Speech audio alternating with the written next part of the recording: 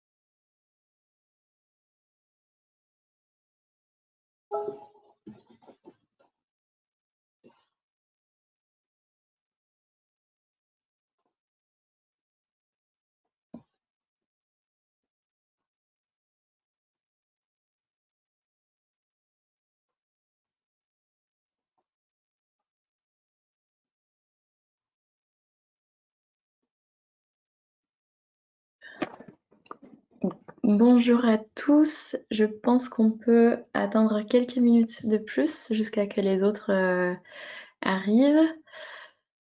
Je vais peut-être juste dire que pendant qu'on présentera, on pourra laisser nos vidéos pour garantir une bonne connexion. Mais merci de garder vos micros en mute, de couper vos micros jusqu'à la partie discussion et questions à la fin de la séance.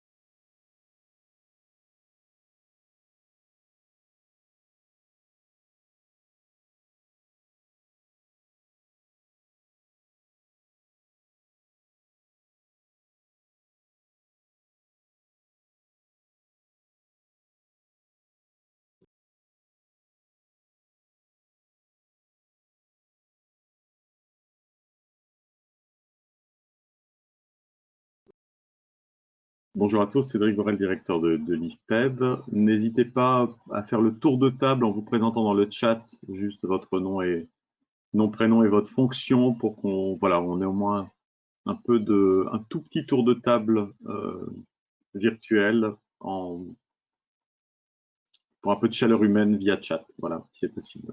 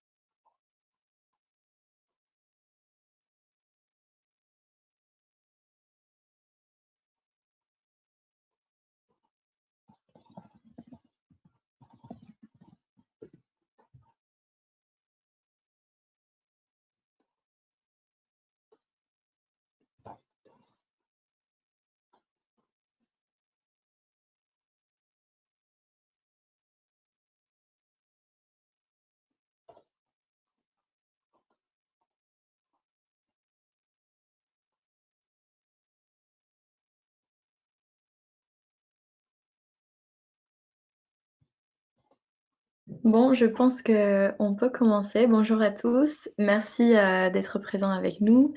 Je vois que vous avez commencé à vous présenter dans le chat, c'est parfait.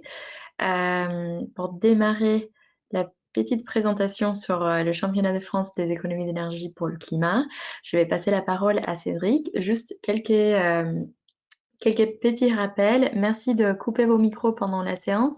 On va avoir un petit segment à la fin pour poser des questions et pour échanger avec vous. Donc, on pourra écouter vos questions, vos remarques, vos commentaires à la fin.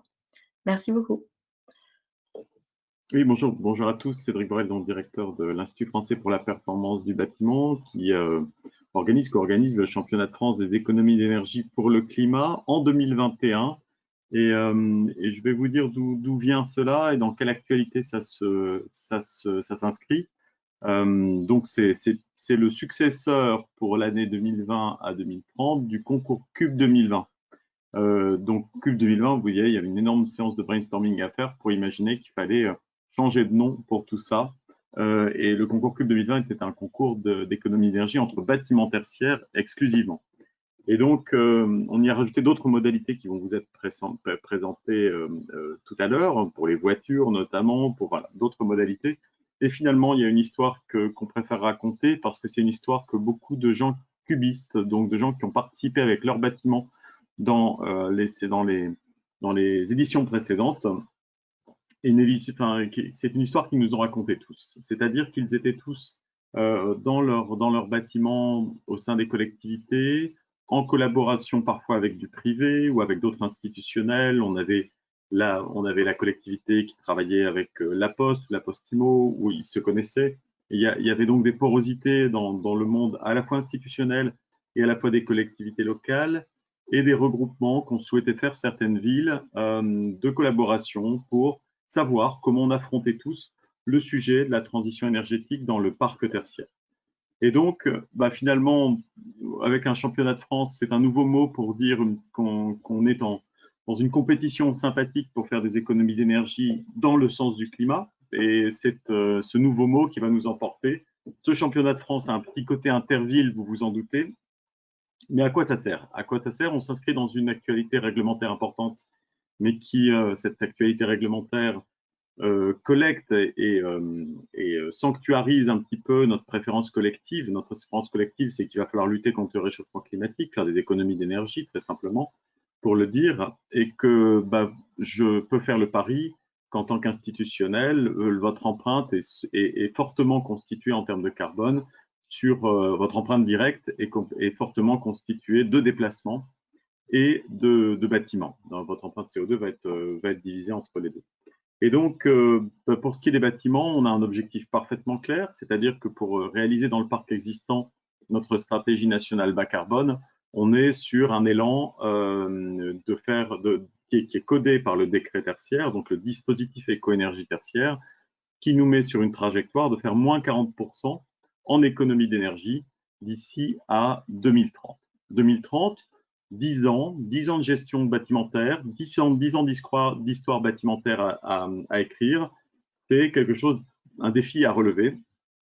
On sait faire ses premiers pourcents d'économie d'énergie assez facilement, mais là, on doit obtenir un cap à moins 40%, tenir un cap à moins pour 40% en 2030.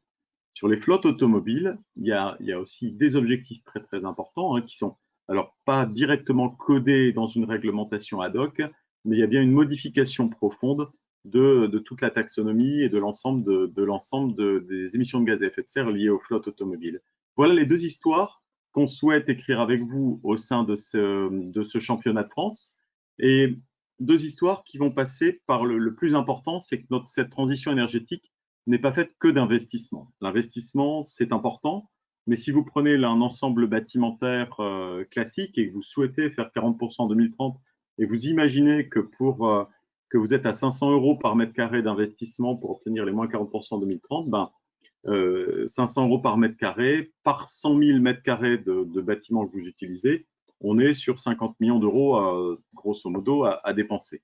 Et bien sûr, on n'a pas cet argent-là. C'est-à-dire que la transition énergétique, elle peut démarrer par des choses simples, elle peut démarrer par du réglage, elle peut démarrer par tout ce qu'on appelle les actions à faible investissement et finalement se redire avec les utilisateurs quels sont les réglages efficients, les plus basiques à faire sur un bâtiment donné. Et ça, c'est quelque chose donc qui fait que l'investissement ou les opérations que vous menez en facility management, en exploitation avec vos exploitants ou vos régies, sont un premier pilier de l'action. Le deuxième pilier de l'action, on le sait tous, c'est les utilisateurs.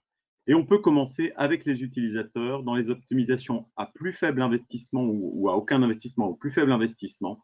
Et on peut commencer à écrire une histoire positive sans attendre justement le grand soir de l'investissement.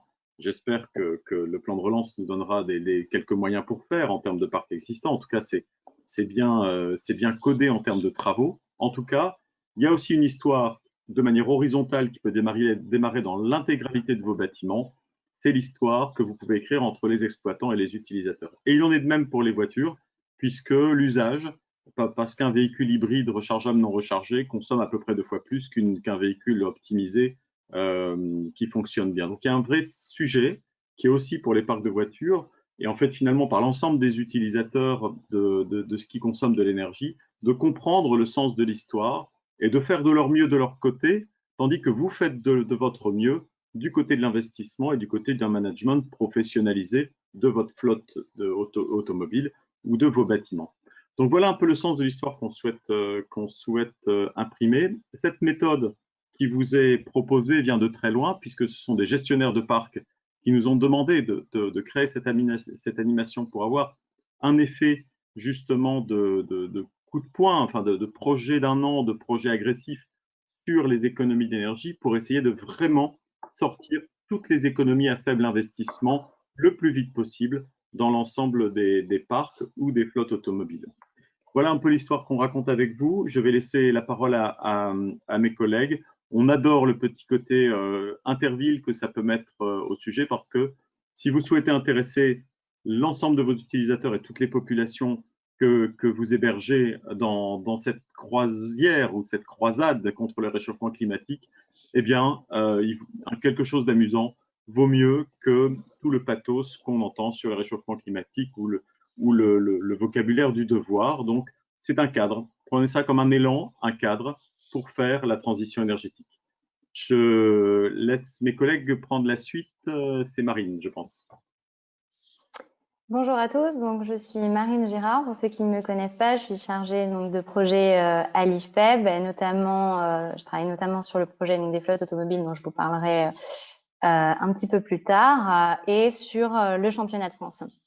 Donc, comme l'a dit Cédric, ce championnat de France, c'est la volonté d'étendre le principe d'engagement et de mobilisation collective qu'on connaît dans le concours d'économie d'énergie Cube depuis déjà 5 ans et avec succès pour les bâtiments.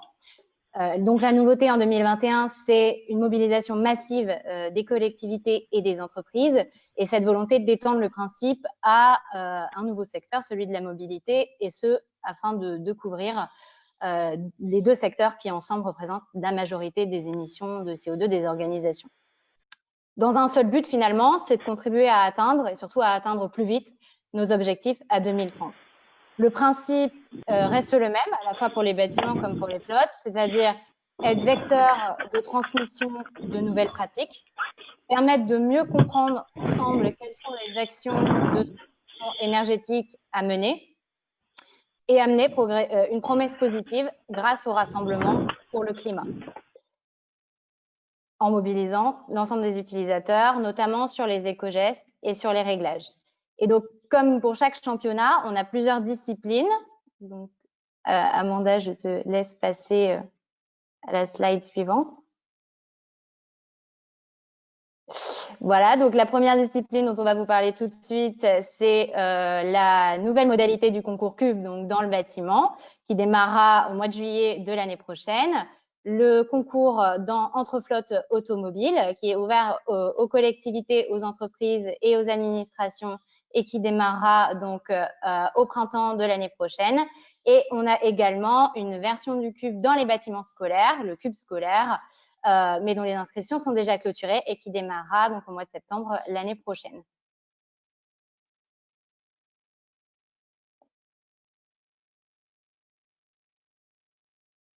Cédric. Donc, c'est moi qui reprends. Bien sûr, alors, vous pouvez vous inscrire en étant une équipe de collectivité, c'est-à-dire en étant justement porte-bannière du nom finalement de votre ville, de votre métropole. Et donc, vous pouvez vous inscrire avec, bien sûr, vos bâtiments en propre, vos flottes en propre. Et bien sûr, il y a un petit côté interville qu'on animera sur les podiums concernant les collectivités, puisque ça peut être très sympathique de ressusciter ce sujet-là. Si vous êtes une grande entreprise, ce n'est pas le cas ici, hein, vous pouvez donc mettre pas mal de parcs dans l'ensemble du concours, et à ce moment-là, jouer le nord contre le sud et vos agences de l'ouest contre vos agences de l'est. Et pour le cube scolaire, surtout, on a les départements et les régions, donc les collectivités territoriales de cette échelle-là, qui sont en lice naturellement et qui déploient tout le programme scolaire. Tu peux passer ?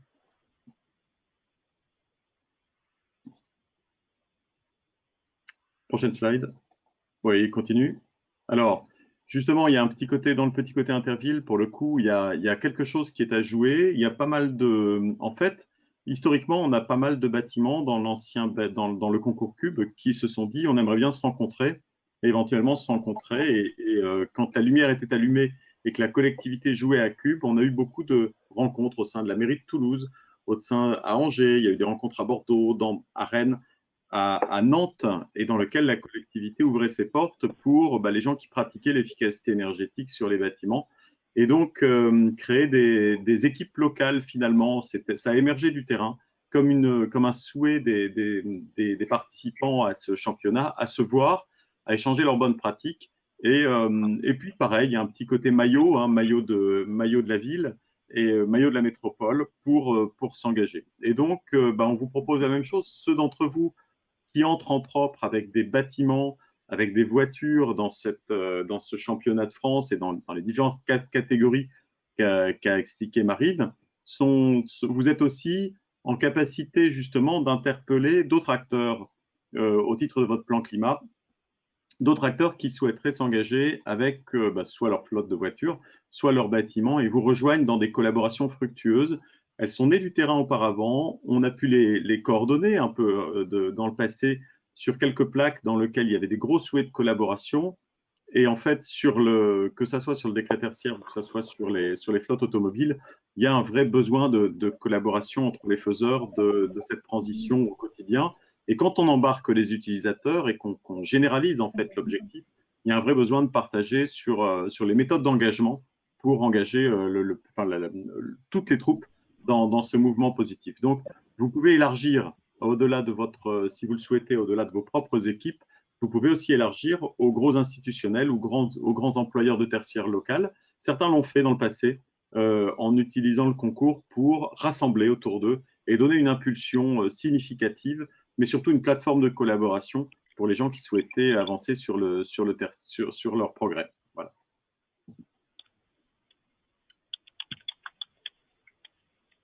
Merci à Cédric et Marine. Et moi je suis Amanda Garcia, donc responsable de projet à Cube.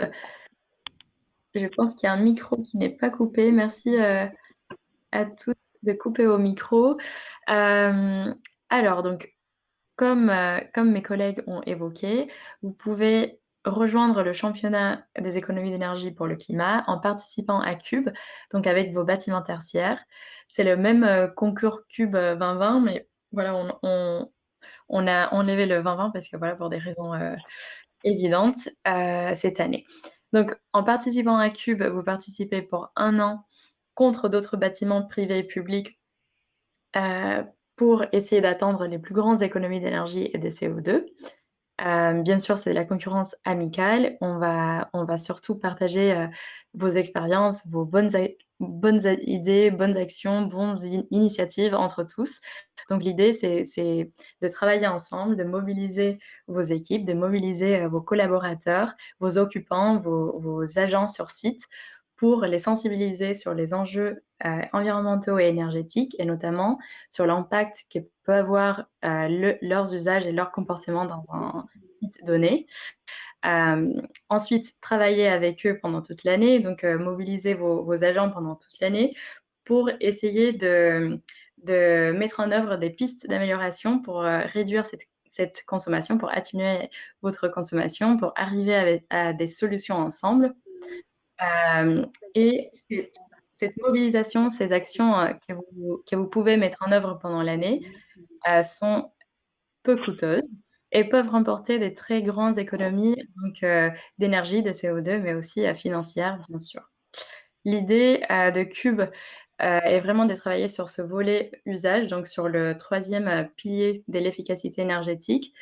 Votre appel a été mis en attente. qui sont les usages. Alors, je ne sais pas Votre si appel a été mis en attente. comme j'ai la main sur la conversation, je vais juste essayer d'étendre tous les micros. Votre appel a été mis en attente.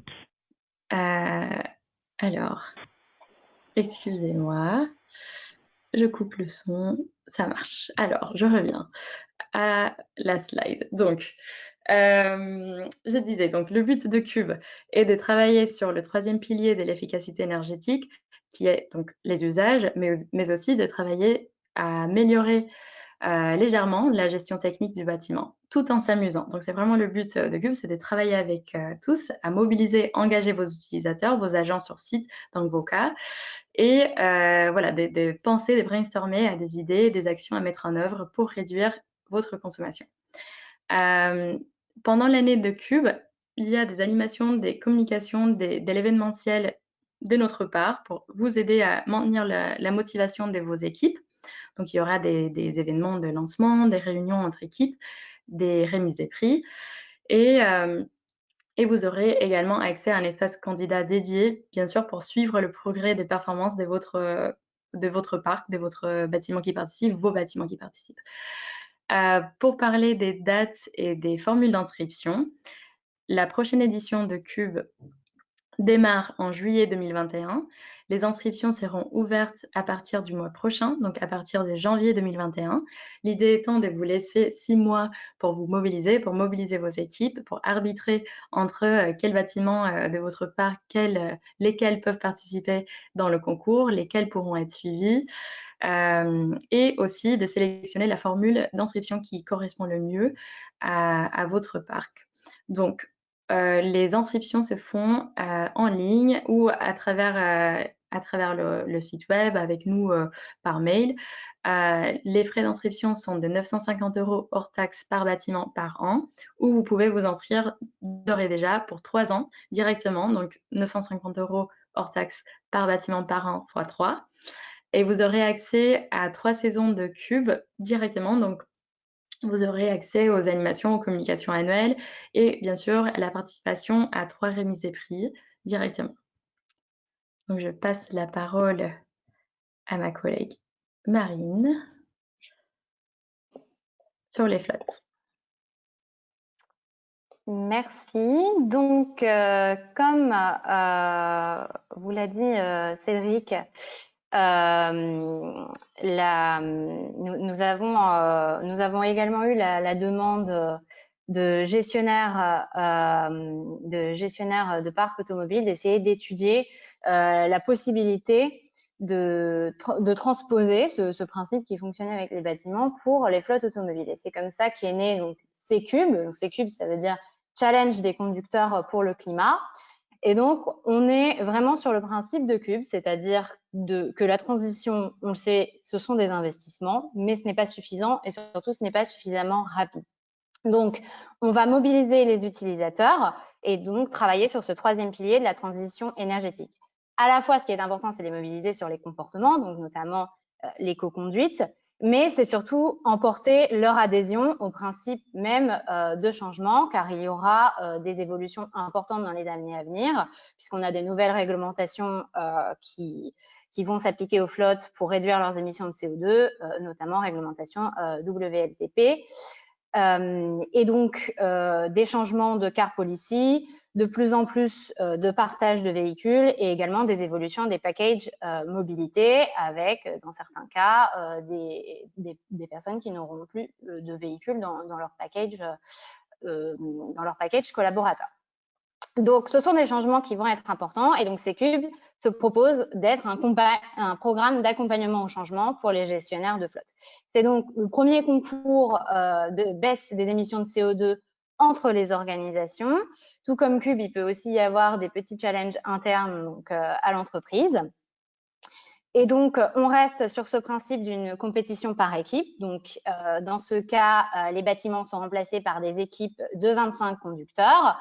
Le but, c'est donc de s'appuyer sur la force du collectif. On peut y inscrire tout type de véhicules, à la fois des véhicules thermiques comme des véhicules électriques.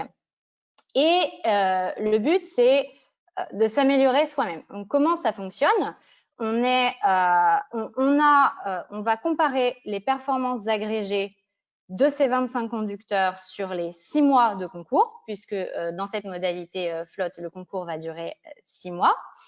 Et on va comparer ces performances agrégées sur 6 mois avec la performance qu'on aura calculée pour une situation de référence en amont du concours. Donc, l'équipe qui va réaliser la meilleure amélioration relativement à cette situation de référence est l'équipe qui va gagner. Et on n'a pas le vrai principe important, c'est qu'on ne stigmatise pas chaque conducteur individuellement, ce qui pourrait être problématique, mais vraiment de les inciter à s'améliorer eux-mêmes. C'est uniquement comme ça qu'ils pourront faire gagner leur équipe. Le but, c'est donc de recueillir des performances réelles et non plus uniquement des performances relatives grâce à ce suivi de la performance. Donc, tout comme dans le concours Cube Bâtiment, on a un espace candidat pour suivre les performances tout au long du concours avec une publication des classements bimensuels et une application pour les conducteurs qui pourra leur permettre à la fois de suivre leurs performances d'équipe et eux auront accès à leurs performances personnelles et également d'avoir des conseils d'éco-conduite. Le deuxième but, c'est bien d'avoir cette appropriation des enjeux de transition. Et pour ça, on mise sur le collectif, donc à la fois la communication et l'événementiel, donc événement de lancement, des réunions candidats tout au long du concours et à la fin du concours, cet événement de remise des prix. Les candidatures sont d'ores et déjà ouvertes. Le concours démarrera le 1er mai 2021, donc pour une durée de 6 mois. Vous pouvez vous inscrire en ligne sur le site internet ou nous contacter directement par email. Les frais d'inscription sont de 750 € pour une équipe de 25 conducteurs. Voilà. Merci Marine. Et donc, comment participer en tant que ville? Quelle stratégie pour participer au championnat? Comme on vient de présenter, vous pouvez participer avec vos flottes et avec vos bâtiments. La première idée étant d'engager un maximum des bâtiments de votre parc et vos flottes pour amplifier leur impact. Donc, pour mettre en avant et mettre à la lumière les efforts, les actions de vos occupants, de vos agents, et notamment vis-à-vis d'autres villes qui vont aussi inscrire un grand nombre de bâtiments et des flottes. Donc, mettre en avant l'engagement et l'action, la mobilisation, la motivation de vos équipes, de vos agents, vos initiatives en avant par rapport aux autres villes, mais aussi mettre à la lumière ce que votre ville fait, l'engagement de votre ville, de vos agents dans les flottes et dans les bâtiments. L'idée étant aussi de sensibiliser, de attendre ce nombre conséquent de participants pour justement sensibiliser un plus grand nombre de citadins, ce qui sera nécessaire pour atteindre nos objectifs de consommation d'ici 2030. La deuxième idée qu'on a eue avec les villes, c'était aussi que vous mobilisiez, si possible, vos partenaires, c'est-à-dire les entités partenaires type des universités, des associations, mais aussi des entreprises privées, qui aideront tous à augmenter la visibilité et l'impact de votre participation en tant que communauté. Donc, en tant que communauté, vous pourriez vous réunir pendant l'année, au-delà des réunions Cube, par exemple, ou C-Cube. L'idée serait de créer cette idée de communauté, de travailler ensemble tous pour le même objectif qui est de atteindre nos objectifs de consommation d'ici 2030. Et on avait pensé que la ville pouvait se positionner en tant que chef de file dans cette communauté. Donc, un peu l'animatrice ou celle, en tout cas, qui va faire participer en plus grand nombre d'entreprises, des partenaires, mais aussi qui va animer ce petit réseau local. Et pour vous donner quelques chiffres et quelques idées des villes et des bâtiments publics et de l'État qui participent d'ores et déjà, donc on a plusieurs bâtiments On a un grand nombre de bâtiments de l'État et publics qui participent chaque année. On a voulu afficher quelques-uns à gauche pour vous montrer où ils en sont cette année dans le cube bâtiment tertiaire. Donc, quelques résultats, quelques économies d'énergie déjà atteints en octobre, donc 10 mois après le début du concours actuel. Et à droite, vous verrez les top 3 résultats de la catégorie bâtiment de l'État l'année dernière. Donc, vous voyez plus de 27% d'économie d'énergie pour nos bâtiments de l'État dans le top 3. Et pour continuer, bon, voilà. Donc, quelques villes qui sont déjà engagées dans l'Interville, donc la nouvelle catégorie du championnat des économies d'énergie pour le climat. Nous avons d'autres pistes d'engagement qui sont très intéressées. Mais voilà, on voulait juste afficher les villes qui se sont déjà engagées dans la démarche, qui sont déjà en train d'arbitrer quels bâtiments seront participants, seront concurrents l'année prochaine pour essayer d'atteindre les plus grandes économies et devenir ville championne du championnat.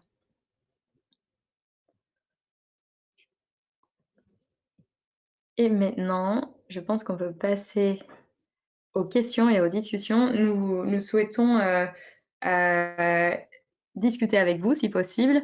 Le fait d'être en visioconférence facilite pas la chose, mais on voulait savoir quelle est votre stratégie actuellement pour atteindre vos objectifs de 2030. On a plusieurs villes qui sont déjà engagées dans le championnat ou qui sont déjà engagées dans des chartes tertiaires locales. Et vous, quelle est votre stratégie? Quelles sont vos initiatives, vos actions déjà mises en place ou prévues pour 2021? Vous pouvez découper vos micros, vous pouvez prendre la parole directement ou vous pouvez poser vos questions ou remarques dans le chat et nous les lirons en voix haute.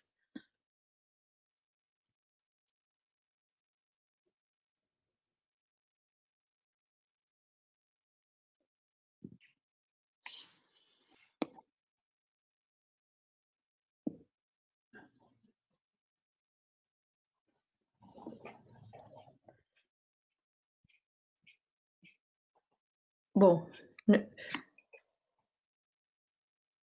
alors, j'ai un commentaire. Est-on accompagné dans la démarche, idée d'action, initiative? Cela se fait-il à travers des groupes de travail intercompétiteurs ou autres?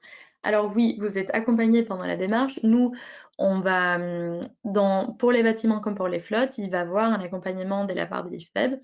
Donc, déjà, il y aura le suivi dédié donc, sur vos économies d'énergie et de CO2 chaque mois.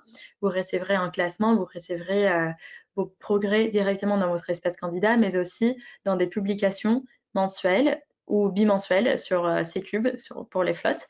Donc, il y aura des newsletters, il y aura des événements, des animations avec les candidats. Vous seriez aussi réunis entre vous pour partager vos idées, vos meilleures pratiques adaptables pour chaque contexte. Vous pourriez visiter des locaux, bon, des locaux pour l'instant, je laisse mes collègues à C-Cube parler pour le cas des C-Cube, mais l'idée étant de créer d'autant d'événements avec les candidats possibles pendant l'année. Donc, on va voir plusieurs événements pendant l'année pour vous réunir, pour partager vos expériences, vos idées et pour que vous puissiez aussi vous croiser et vous rencontrer. Ce sera d'autant plus fort que vous créez une équipe locale, notamment pour les collectivités, puisque si vous créez une équipe locale, nous avons énormément de choses à vous dire tous collectivement sur le comment faire, beaucoup de retours d'expérience à partager avec vous. On a une énorme communauté, on peut animer, comme on l'a pu déjà le faire, par exemple à Bordeaux, à la demande de la métropole, on peut venir animer un groupe local sur le tertiaire ou sur les voitures pour parler d'économie d'énergie. Enfin, ce serait bien sûr deux groupes différents, mais on a beaucoup de choses à vous raconter sur tout le passé de Cube, sur comment les gens s'y sont pris pour la réglementation, quelle mise en place ils ont fait. Et l'émulation sera d'autant plus sympathique que vous serez nombreux autour de table dans vos différentes collectivités. Sinon, il y a effectivement des rencontres de niveau national qui sont les réunions candidats qui sont animées par toute l'équipe. Donc, à deux niveaux, c'est possible vraiment d'avoir un accompagnement. L'accompagnement véritablement méthodologique, d'animation, etc., est à trouver davantage sur des enfin, sur des prestataires en fait. Hein. Vous pouvez avoir des prestataires techniques ou des prestataires d'animation. On vous en recommande plusieurs qui ont donné satisfaction, qui sont sur les pages enfin, on pourra vous en recommander plusieurs parce que il y en a qui ont vraiment fait leurs preuves, qui ont vraiment accompagné dans ce mouvement pas mal de collectivités et qui sont vraiment éprouvés et que voilà, c'est pas qu'on les aime bien, c'est surtout qu'ils ont des résultats en fait avec vous. Et donc nous en fait on peut vous donner ce carnet d'adresses de bons contacts pour ce qui est de création d'animation. Nous on reste dans un rôle d'organisation de concours. Toutefois, si vous souhaitez vraiment vous mettre le pied à l'étrier, on peut avoir une courte interface pour vous dire comment se structure correctement une organisation qui se lance dans un cube ou dans l'autre, enfin, dans les voitures ou dans les bâtiments et dans les bâtiments. On peut vous raconter comment cette structuration se fait. On peut avoir une toute petite interface de mise à l'étrier, mais ce sera au titre d'une intervention un peu essentialisée pour raconter en fait comment les gagnants, si sont pris en fait les gagnants des épisodes passés. Donc voilà un peu les différents niveaux. Et merci Cédric d'avoir complété. Et sinon, je lis les questions. Combien de bâtiments sont à inscrire au minimum, au maximum? Il n'y a pas de minimum au maximum. Nous souhaitons, comme on a expliqué pendant la présentation, juste si vous pouvez mettre un plus grand nombre de bâtiments et des flottes, c'est d'autant plus intéressant parce qu'il y aura d'autant plus de participants dans votre communauté interville, donc dans votre ville qui participent dans le concours. Donc, d'autant plus de bâtiments qui sont en concurrence avec eux-mêmes, donc déjà pour essayer d'améliorer leur performance personnelle, donc pour les bâtiments et pour les flottes, mais aussi en concurrence avec les autres bâtiments dans d'autres villes. Donc, ça augmente la visibilité, l'impact que ces participants peuvent avoir dans le concours, dans les concours. Donc, c'est vraiment à chaque collectivité, à chaque ville de trouver son nombre de participants voulu. Alors, sans pousser à la consommation, mieux vaut ne pas avoir un effet cobaye. C'est-à-dire qu'une organisation qui marche bien, il y a quand même une petite compétition entre les propres bâtiments d'une organisation. Donc, si vous jouez de cet effet de compétition entre la bibliothèque, le bâtiment, enfin bref, vous trouverez plusieurs bâtiments avec des gens permanents et puis jouer la petite compétition, ça aiguise un petit peu la recherche d'économie d'énergie, voire beaucoup. Et donc, l'effet cobaye, c'est quand vous avez un seul bâtiment sous la loupe et que tout le monde attend d'eux qui révèlent quelque chose sur le fait de faire des économies d'énergie. Alors, ça ne se passe pas comme ça. Donc, moi, j'aurais vraiment une recommandation qui est d'en mettre 4-5 au minimum. Et puis, bien sûr, il n'y a pas de maximum puisqu'on a des entreprises qui mettent plus de 40 bâtiments dans le parc. Justement, écoutez, il y a un effet de compétition, il y a un effet d'émulation et ça marche très, très, très bien. Voilà. Sinon, c'est vraiment très open. Il y a une question pour les flottes. Y a-t-il un kilométrage minimum requis pour participer? Marine, je te laisse répondre. Non, il n'y a pas de kilométrage minimum requis pour participer. Bon, il faut bien garder à l'esprit que ça doit vous permettre de réaliser une baisse. Donc, si vous réalisez beaucoup de kilomètres, ça peut avoir un grand intérêt. Est-ce que Barbara Mirolo, si vous voulez préciser votre question peut-être est-ce que dans votre cas, les véhicules ne roulent pas beaucoup, c'est ça ou...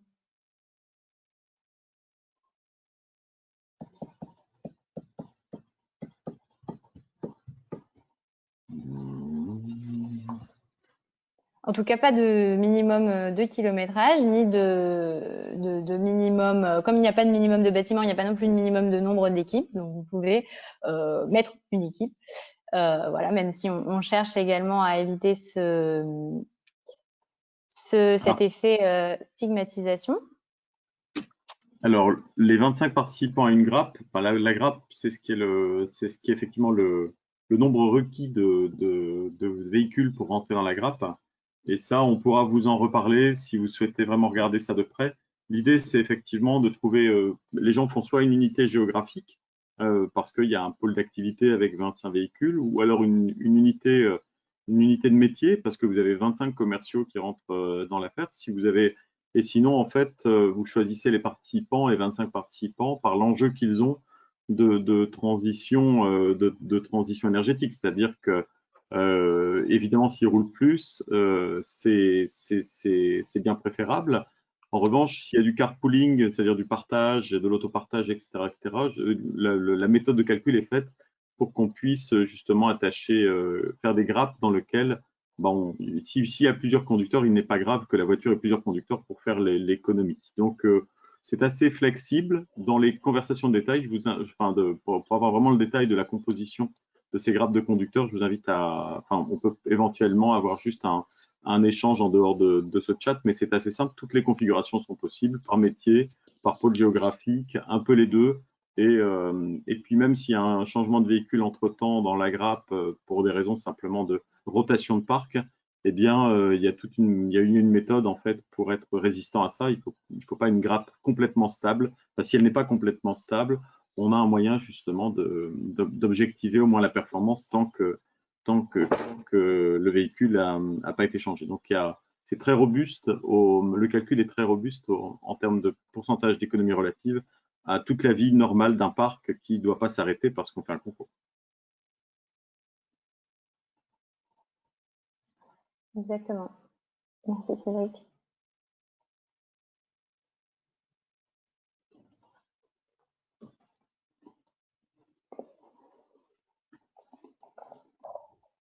Est-ce qu'il y a d'autres questions?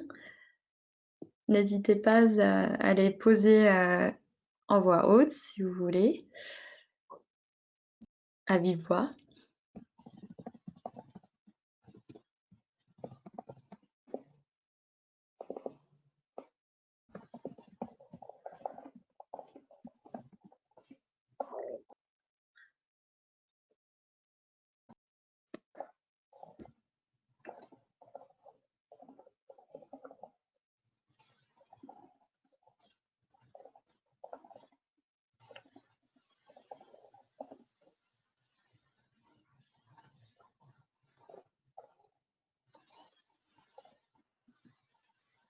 Ah, alors. Donc, ces actions-inscriptions sont-elles valorisables au titre des C2E ou alors le prix de l'inscription tient déjà compte de cette valorisation financière? Alors, les inscriptions qui vont être valorisables au titre des C2E sont les inscriptions CUBES, donc pour les établissements scolaires. Je ne sais pas si mes collègues sont là des CUBES, mais sinon, Cédric, je ne sais pas si… Oui, QBES, c'est collège et lycée exclusivement. C'est des établissements scolaires, donc il n'y a pas le primaire. Et en fait, c'est les seuls qui bénéficient d'un accompagnement méthodologique et puis de réunion et d'un kit pour justement mieux apprendre, d'un kit pédagogique. Et c'est vraiment localisé dans le collège et lycée. Tout le reste, c'est effectivement pas des C2E. C'est un dispositif qui n'a pas besoin d'être subventionné. Le sujet, c'est que voilà, les montants engagés sont assez faibles par rapport à la vie normale ou à la facture d'un bâtiment. Et puis, écoutez, il y a un petit sujet, c'est que sur cette petite participation financière, normalement, qui investit s'investit. Voilà, il y a un petit côté, il faut mettre un petit peu pour accéder à tout ça. Et effectivement, même si on a la DHUP, le ministère et l'ADEME comme partenaires, ce n'est pas un programme C2E en tant que tel. En revanche, bien sûr, les économies d'énergie que vous mettrez au titre de la technique, bien sûr, vous pourrez collecter les C2E qui vont derrière chacune des opérations techniques que vous faites si on parle des bâtiments. Et si vous faites passer vos employés et vos agents dans une formation à l'éco-conduite, vous savez que cette formation elle-même est valide et éligible au C2E. Donc, il y a une fiche C2E sur l'éco-conduite. Donc, en fait, tout autour de ce programme, qui a un coût d'investissement assez faible par bâtiment, il y a tout plein de modalités d'accompagnement qui, sur le petit investissement d'efficacité énergétique via les fiches C2E traditionnelles, ou via l'éco-condition effectivement de la conduite pour l'autre modalité, pour la modalité voiture.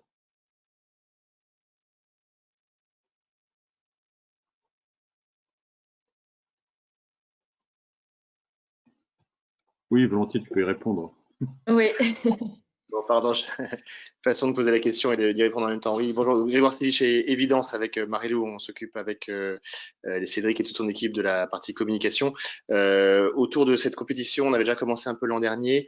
L'idée, c'est l'émulation, elle existe aussi dans les médias qui sont assez friands de ce genre d'opérations hein, qui mettent un peu un coup de projecteur sur des initiatives collectives fortes et qui le concept du championnat ça les amuse beaucoup et ça leur permet aussi de faire des articles un peu plus intéressants que ceux plus graves qu'on voit en ce moment sur le sujet de l'environnement sont prévus à partir de on va dire janvier dans un espèce de planning un peu de communication une communication qui va être d'abord un peu en teasing ou en annonce pré-championnat, le fait d'annoncer des catégories nouvelles, donc du championnat, celles qu'on a détaillées depuis tout à l'heure, d'annoncer les premiers ou les premières dizaines de participants en disant voilà, on a des villes qui ont été les premières à s'engager, ça on en a parlé fin novembre.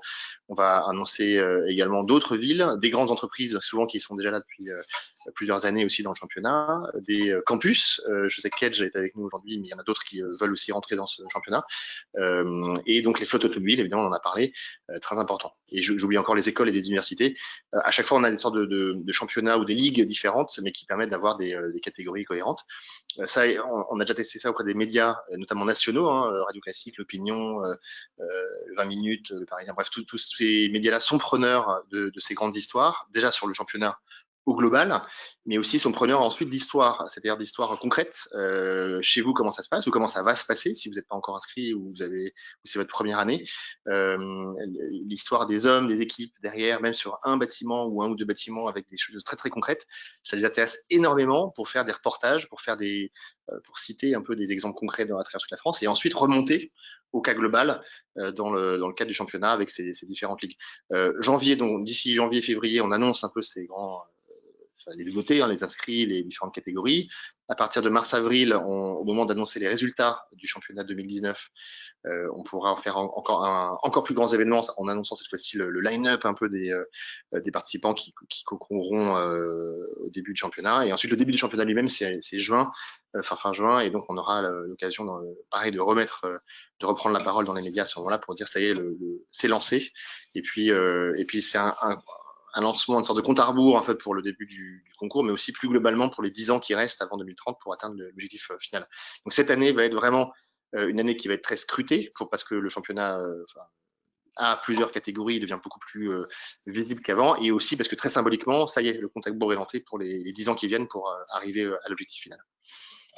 Et donc je suis à votre disposition avec toute l'équipe de Cédric évidemment, mais de notre côté pour se coordonner sur les communiqués, les moments de communication, la façon d'en parler, des verbatims éventuellement, des exemples que vous voudriez mettre en avant.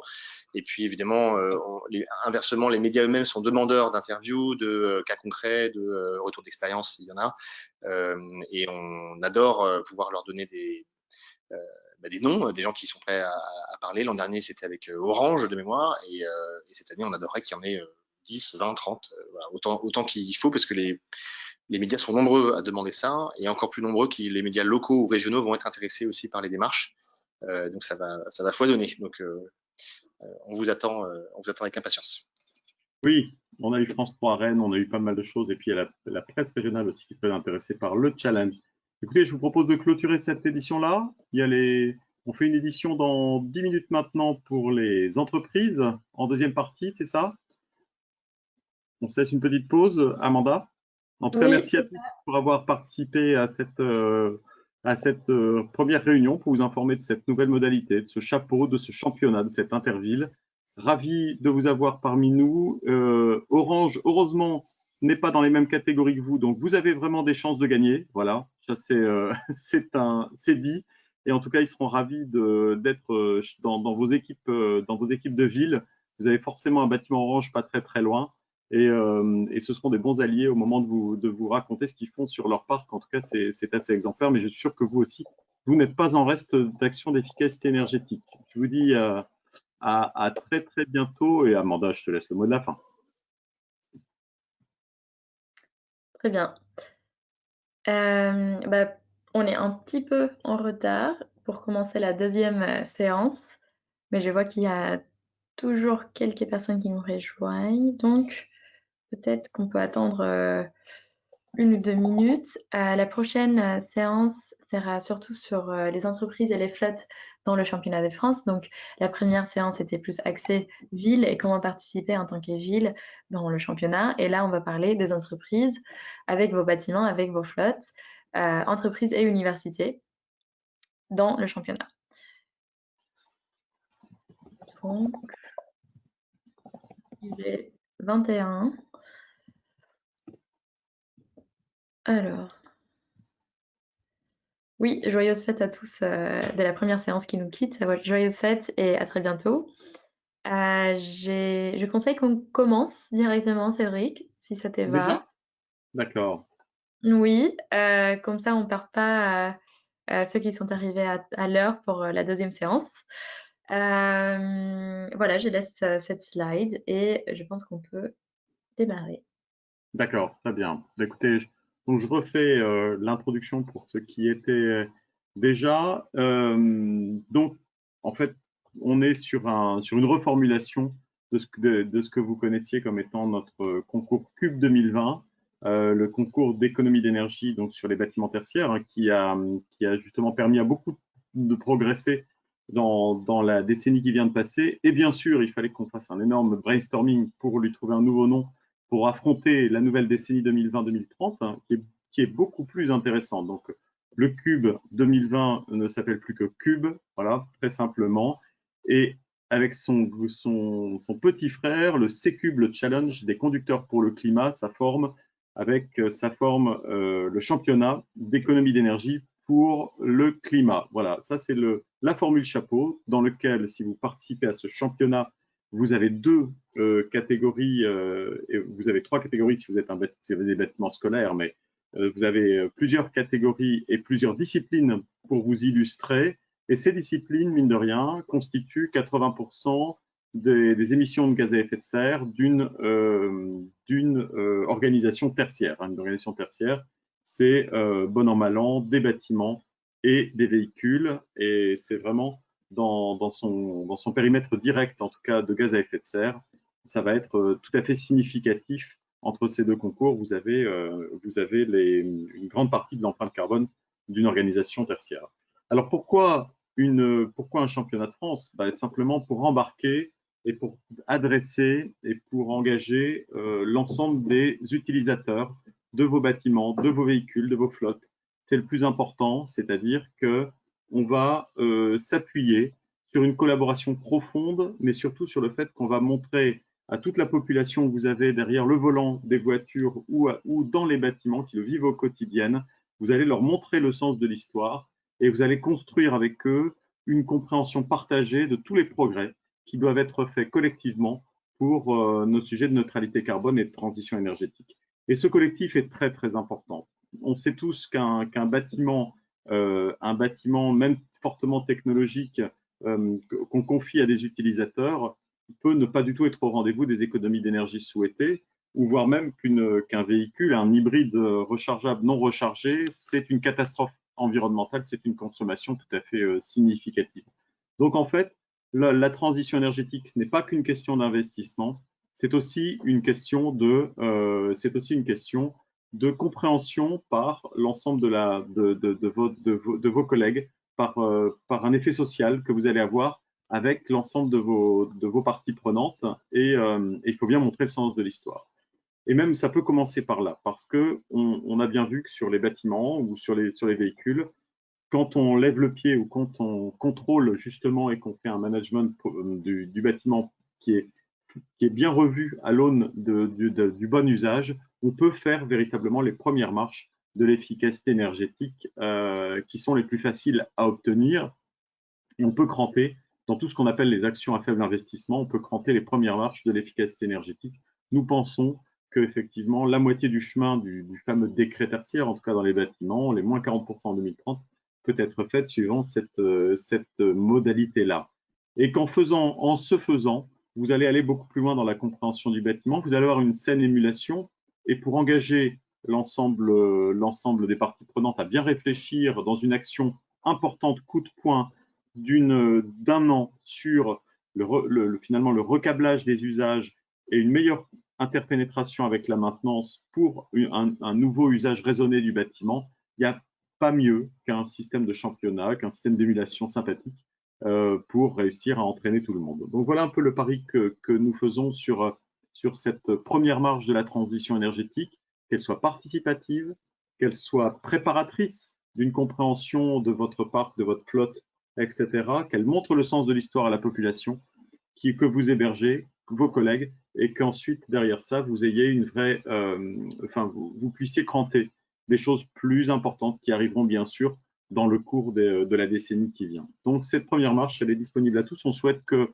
ça soit l'école du décret tertiaire, que ça soit l'école des nouvelles mobilités et que le poids du collectif vous permette d'aller très très loin. Il y a une saine émulation aussi qui est parfaitement sympathique. Si on s'adresse dans ces 3 quarts d'heure là plus à des entreprises, on parlait d'un petit côté interville, c'est aussi un côté championnat. Donc, on rejoue le Bayern contre le Leverkusen ou l'OM contre le PSG, voilà. Et donc, derrière votre enseigne, il s'agit aussi de participer à ce championnat.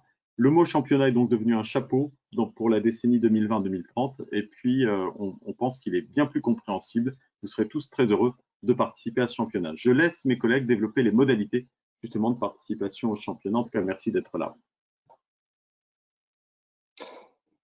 Et oui, et comme chaque championnat, le championnat de France des économies d'énergie pour le climat a plusieurs disciplines. Donc, ce qui va nous intéresser particulièrement cet après-midi, c'est le concours Cube que vous connaissez peut-être déjà pour les bâtiments tertiaires, qui est ouvert à la fois aux entreprises et aux universités, et également le concours C-Cube, donc le challenge des conducteurs pour le climat, entre flotte automobile, qui est donc ouvert aux entreprises et également aux administrations et collectivités à qui nous avons exposé le concours précédemment. Donc, pour ces 2 disciplines, c'est bien sûr le même principe, aussi bien pour les bâtiments et pour les flottes, c'est-à-dire continuer à être vecteur de transmission de nouvelles pratiques, mieux comprendre et se préparer aux actions de transition énergétique à mener et amener une promesse positive grâce au rassemblement de ces équipes, de ces collaborateurs autour des enjeux climatiques en se mobilisant notamment sur les éco-gestes, l'éco-conduite et les réglages techniques. Donc, je vais laisser Amanda présenter le cube tertiaire.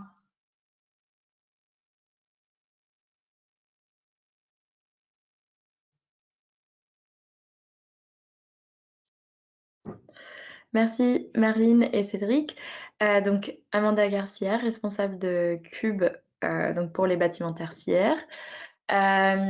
Donc, comme mes collègues ont déjà évoqué, en tant qu'entreprise ou université, vous pouvez rejoindre le championnat en participant à Cube avec vos bâtiments tertiaires. C'est-à-dire, vous participerez pendant 1 an contre d'autres bâtiments, entreprises, universités, villes, etc., publics et privés, pour essayer d'atteindre les plus grandes économies d'énergie et de CO2 possibles. L'idée de Cube, c'est vraiment de travailler sur le 3e pilier de l'efficacité énergétique, donc des usages, et d'améliorer légèrement aussi la gestion technique du bâtiment, tout en s'amusant. Donc en mobilisant, en engageant vos occupants, vos locataires, vous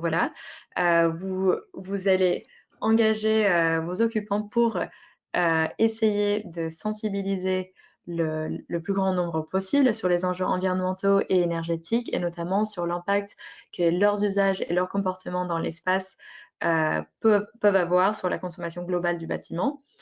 L'idée serait ensuite de trouver des solutions ou des idées d'action, des actions, des initiatives à mettre en œuvre dans l'espace, donc des initiatives à faible investissement à mettre en œuvre tous ensemble, collectivement, en collaborant entre les différents départements dans une même entreprise, par exemple. Dans des grandes entreprises, c'est ce qu'on voit aujourd'hui, et ce qui mène à avoir ou à créer une culture ou un esprit cubiste très créatif, très dynamique et ludique, On voit des candidats qui ont des idées vraiment très très créatives et qui requièrent très peu d'investissement ou qui sont très peu coûteuses et qui peuvent quand même remporter des très grandes économies d'énergie, des CO2 et financières.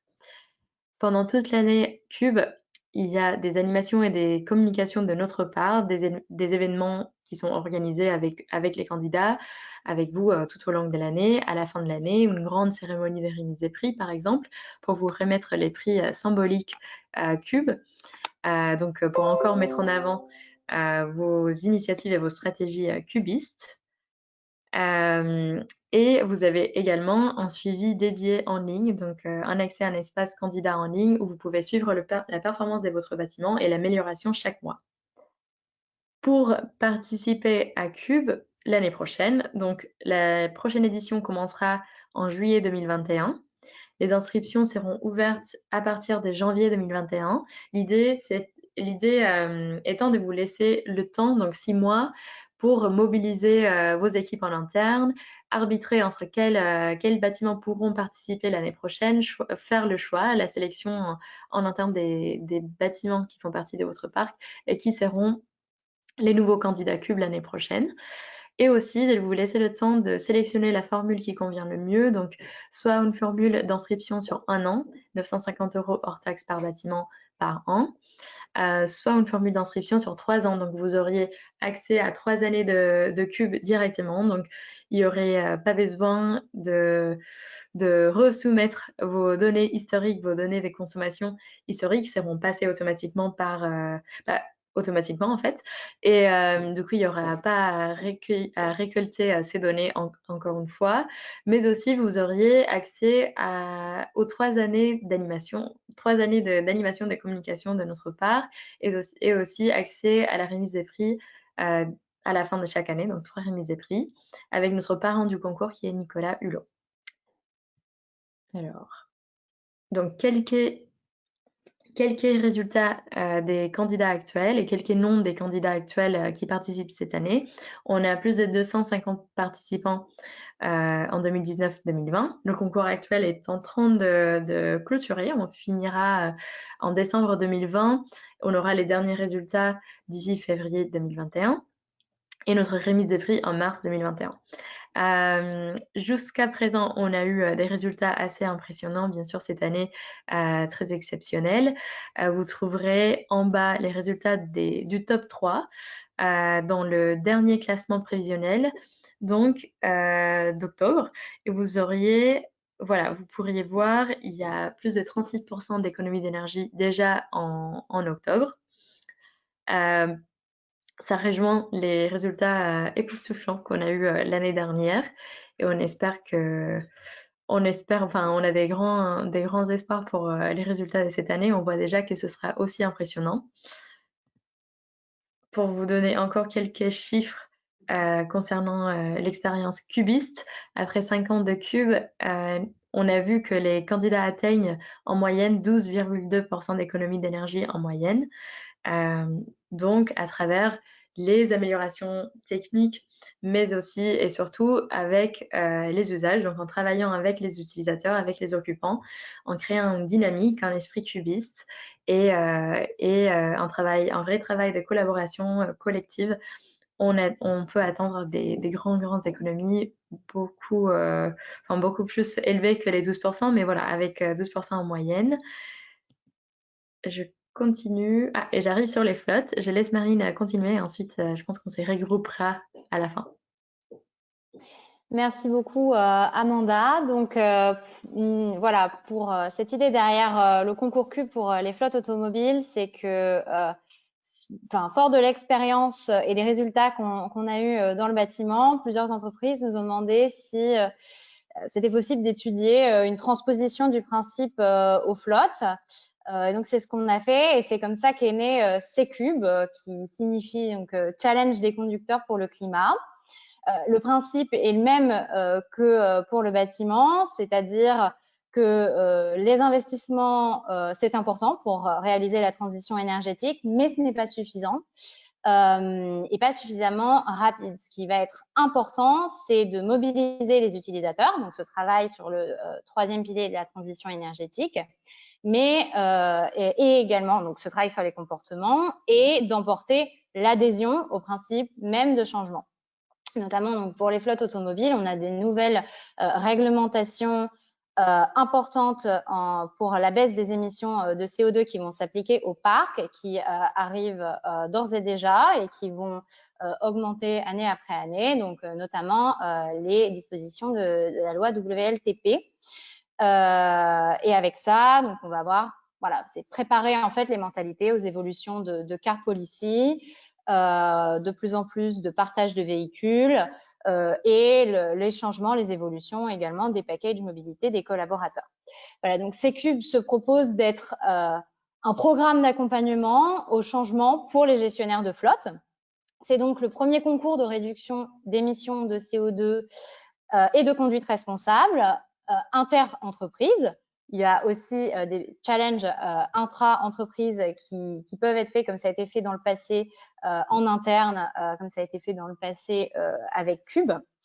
Le principe reste le même, c'est-à-dire une compétition par équipe. On se nourrit de la force du collectif.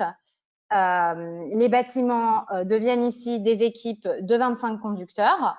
On peut y inscrire tout type de véhicules, à la fois des véhicules thermiques, mais également des véhicules électriques. Et donc, comment ça fonctionne? Eh bien, on va comparer les performances agrégées de l'équipe de 25 conducteurs sur les 6 mois de concours. Dans cette modalité, le concours dure 6 mois.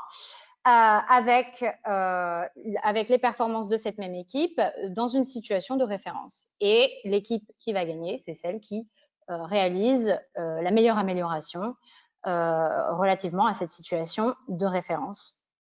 Le but, c'est quoi? C'est la réalisation d'une performance réelle contre une performance, au contraire d'une performance uniquement normative et qui va être rendue possible grâce à un suivi fin des performances de ces équipes et notamment donc mise à disposition d'un espace candidat dans lequel le gestionnaire de parc va pouvoir aller voir, suivre en permanence les performances de ses équipes et également une application conducteur. Donc là, chaque conducteur pourra voir lui ses performances individuelles et il pourra également recevoir des conseils d'éco-conduite. Et ce concours doit notamment permettre l'appropriation des enjeux de transition. Et comment est-ce qu'on arrive à ça? Comme dans notre concours Cube Bâtiment, c'est-à-dire en ayant un grand dispositif de communication et un événementiel mobilisateur qui passera par évidemment un événement de lancement et un événement de remise des prix, mais aussi des rencontres tout au long du concours, les réunions candidats et un événement de mi-parcours. Dans les détails pratiques, c'est donc un concours, je l'ai dit, qui dure 6 mois. Les inscriptions sont d'ores et déjà ouvertes. Donc, vous pouvez vous inscrire soit en ligne sur le site internet ou nous contacter directement par email si vous êtes intéressé pour avoir plus d'informations. Et donc, c'est un concours qui démarrera au printemps, donc au mois de mai jusqu'à octobre. Et le prix est de 750 € par équipe de 25 conducteurs. Merci. Et juste rapidement sur les partenaires qui sont déjà engagés auprès du Cube et de C-Cube. Donc, nos copilotes sur le projet Cube Bâtiment sont le ministère de la Transition écologique et solidaire, Orange, EDF, Schneider Electric et Postimo. Ce sont nos partenaires historiques qui ont aidé à créer le concours, le premier concept de concours entre bâtiments il y a plus de 5 ans déjà, 5 éditions en tout cas. Et Marine et Cédric, je vous laisse introduire les partenaires de C-Cube.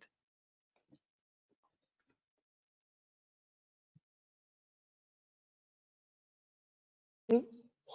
Merci Amanda. Donc, eh bien, pour C-Cube, nous sommes entourés de connaisseurs du monde des flottes automobiles et de la gestion de flotte, donc notamment Actua Formation, qui sont spécialistes donc de la formation à la conduite et notamment à la conduite de véhicules bas carbone.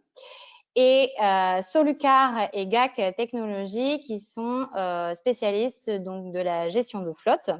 Et bien sûr, Toyota, qui est notre premier sponsor et qui va pouvoir nous apporter toute sa connaissance de l'industrie automobile.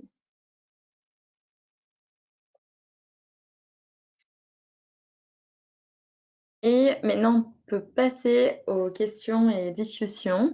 Donc, comme à la fin de la dernière séance, maintenant c'est à vous de nous raconter vos stratégies pour atteindre nos objectifs d'ici 2030.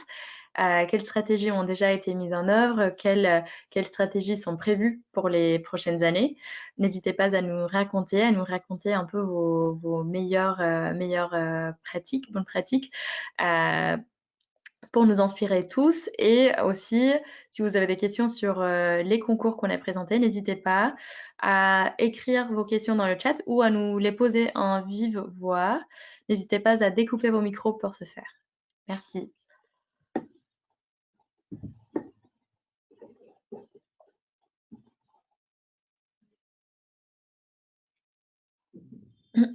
Alors, il y a plusieurs questions et plusieurs réponses dans le chat. Qu'est-ce que sont des travaux lourds dans le cube bâtimentaire?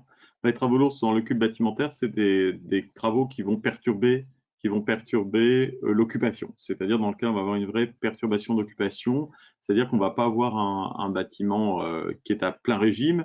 Et je voudrais dire à ce titre que l'année 2020 ne va pas servir de référence. Hein. Il y aura, sur l'année 2020, on a quelques confinements à la clé. Donc, on va souhaiter rentrer, j'espère qu'en juillet prochain, on rentre dans une période ou une époque plus stabilisée des consommations. Et en tout cas, on essaiera de passer outre l'année 2020 pour établir votre situation de référence. Donc, les travaux lourds, c'est véritablement des travaux qui vont impacter l'occupation de manière importante parce que ça va être une rénovation par tiroir, parce que ça va être… donc, on va toucher beaucoup au bâti, etc. On n'a pas une définition tout à fait précise de ça. On a la chance de ne pas écrire une réglementation, mais de pouvoir apprécier ça. Mais disons qu'en se restreignant aux bâtiments qui sont en plein usage et en pleine occupation, on va avoir des travaux qui sont des travaux d'optimisation des systèmes actifs, on va avoir des travaux qui sont des reprises qui sont véritablement de l'efficacité énergétique active sur les systèmes, et tout ça, c'est bien sûr compris dans la possibilité d'économie d'énergie. Et donc, c'est tout ce qui fait les OPEX, en fait, et du site occupé. Voilà.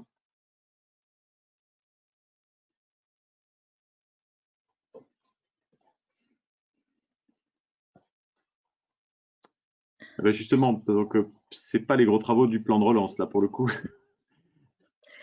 Justement, on peut dire que participer à Cube, c'est une première étape avant de choisir quels travaux faire dans le bâtiment, d'identifier quels travaux sont nécessaires dans l'espace.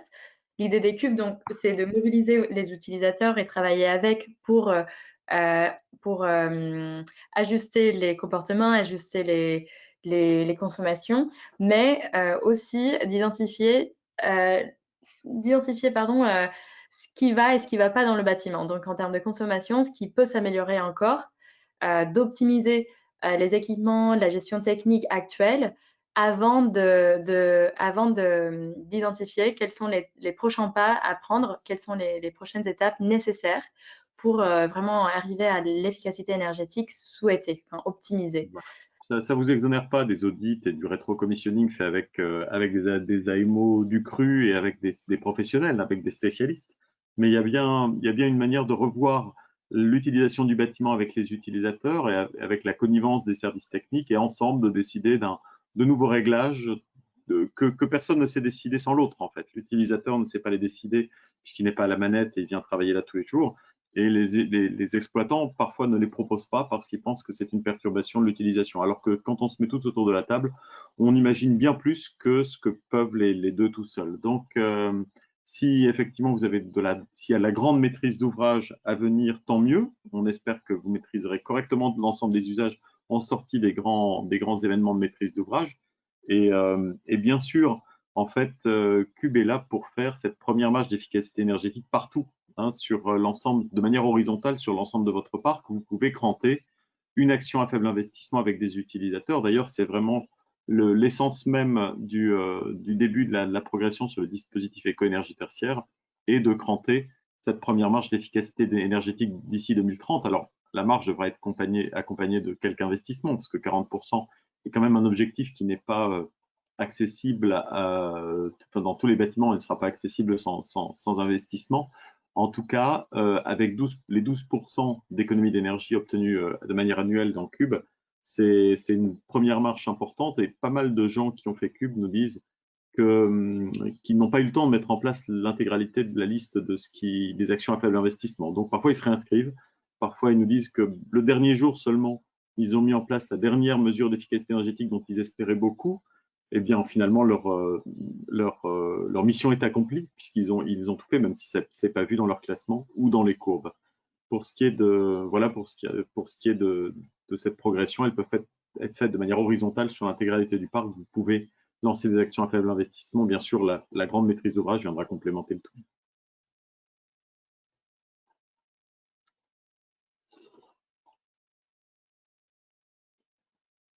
Est-ce qu'il y a d'autres questions, voitures ou bâtiments? Vous pouvez les poser en direct aussi, mais la mire de présent peut être intimide.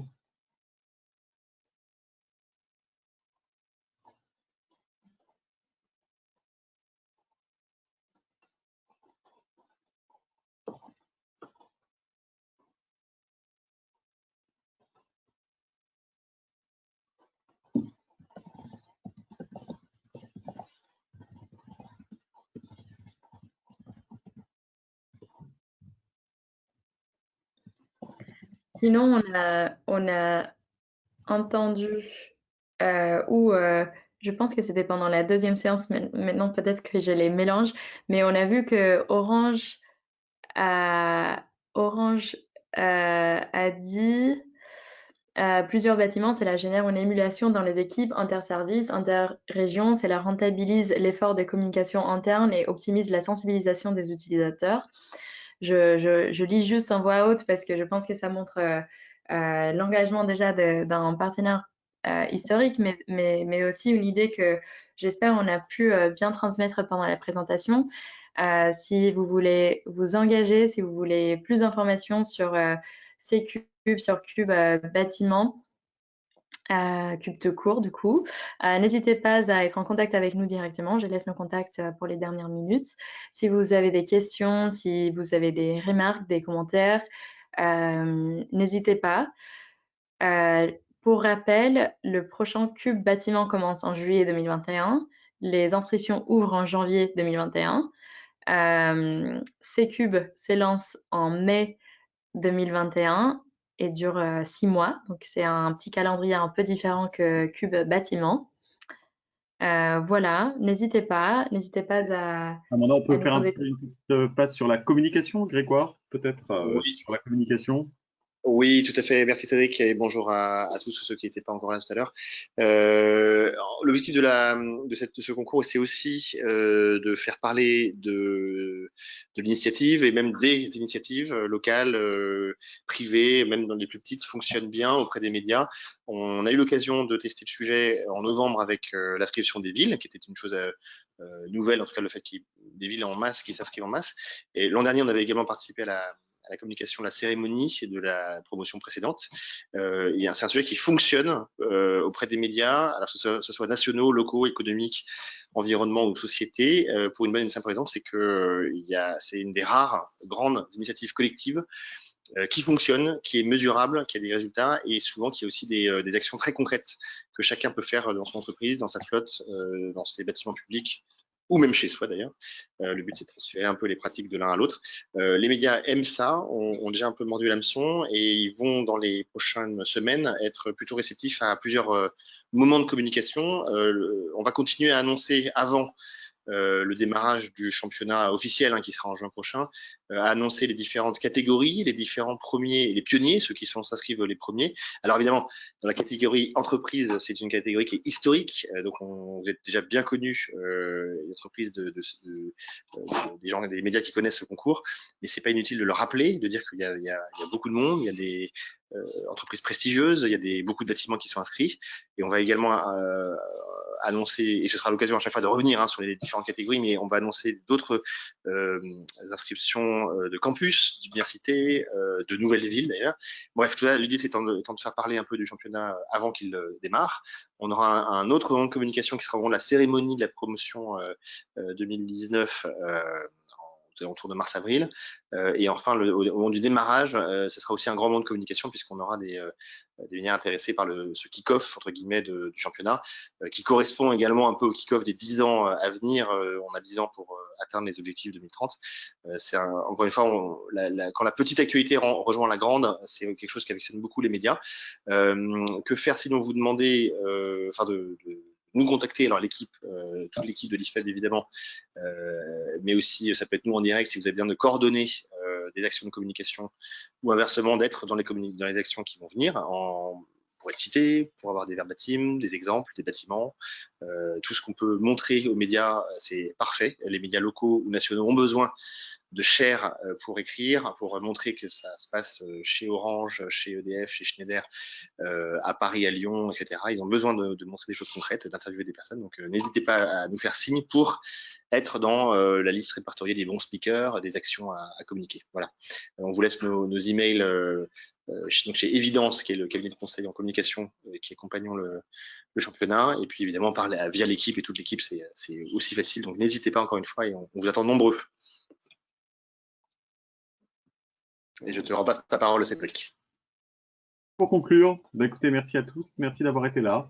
Vous recevez toute l'information à suivre. Les contacts sont là. On vous souhaite d'excellentes fêtes de fin d'année. Autant que faire se peut, mais quand même haut les cœurs.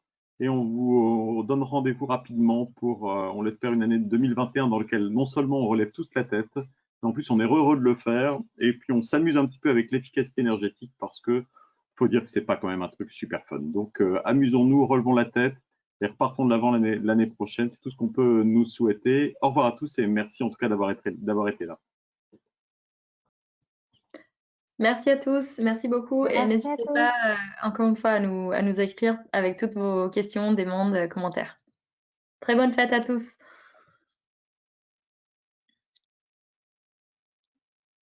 Merci.